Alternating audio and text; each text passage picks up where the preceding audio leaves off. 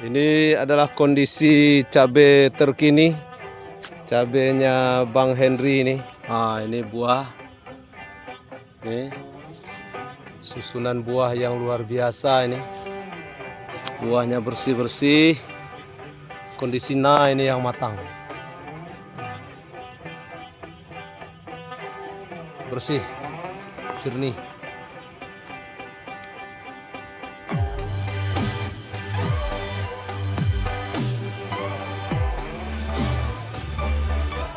Ini sangat luar biasa ya. Ini hanya pengolahan sangat sederhana ya. Kalau buah luar biasa.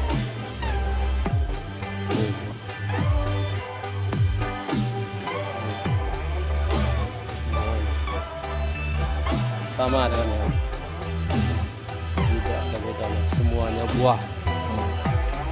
Buahnya bersih-bersih, daunnya segar, pucuknya bagus.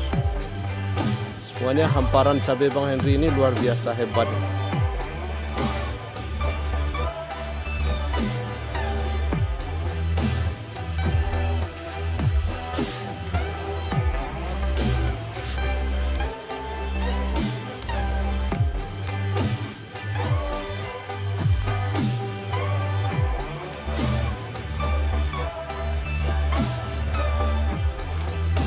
Biasa lebat buahnya, bunga pun masih bertahan sangat baik.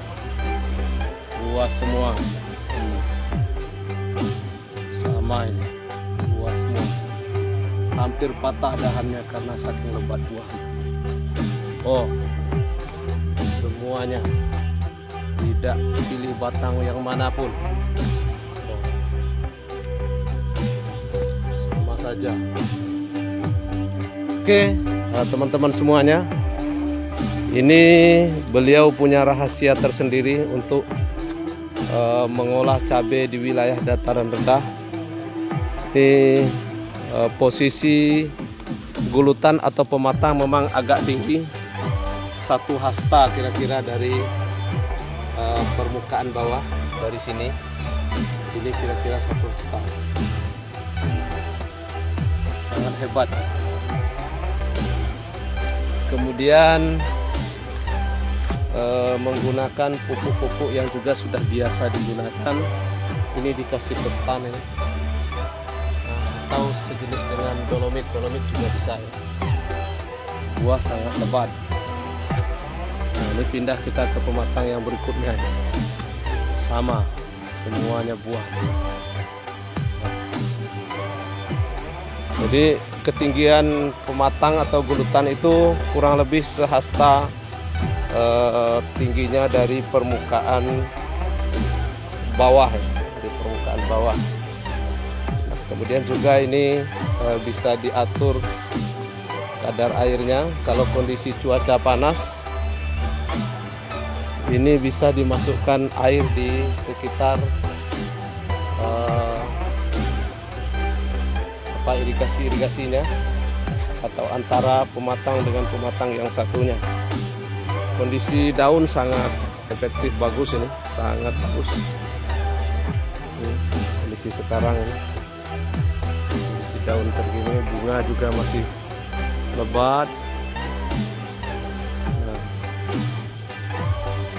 masih lebat bunganya.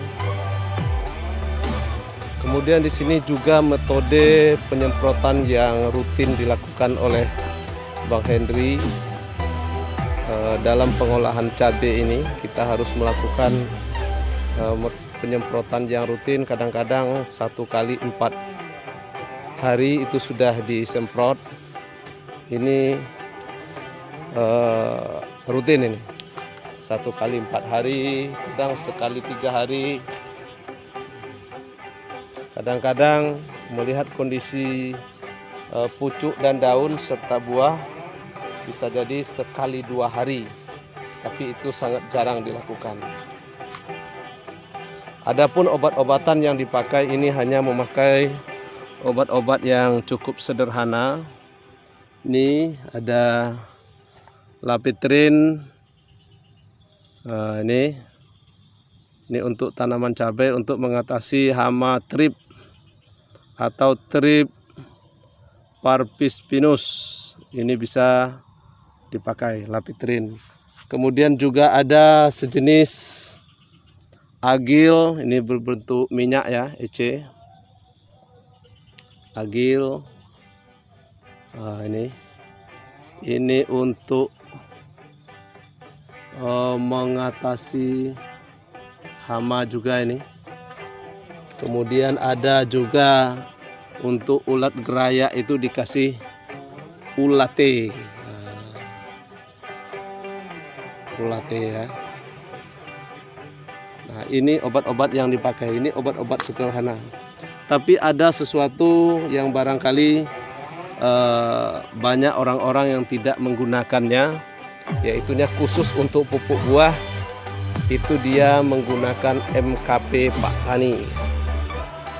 MKP Pak Tani. Jadi untuk buah dan bunga di sini bisa dipacu pertumbuhannya 3-5 sendok makan, bisa digunakan untuk tanaman cabai ya.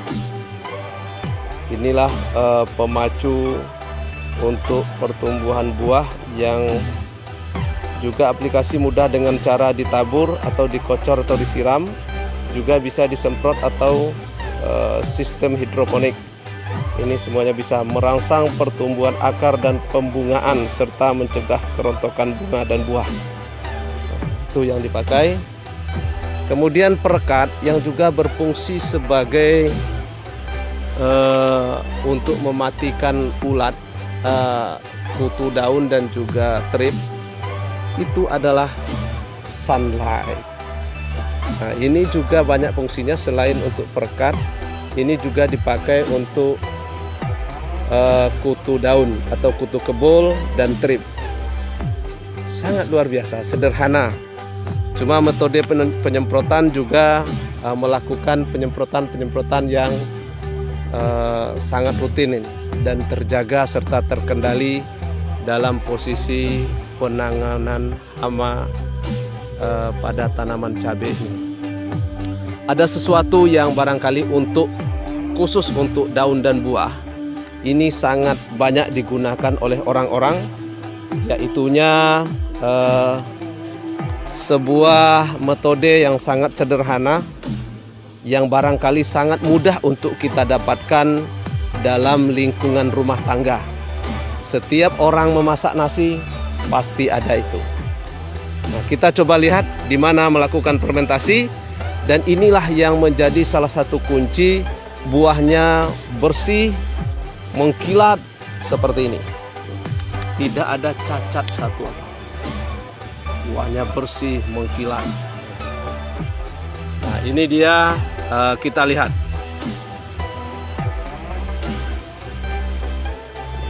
Kalau matangnya coba kita lihat. Nah,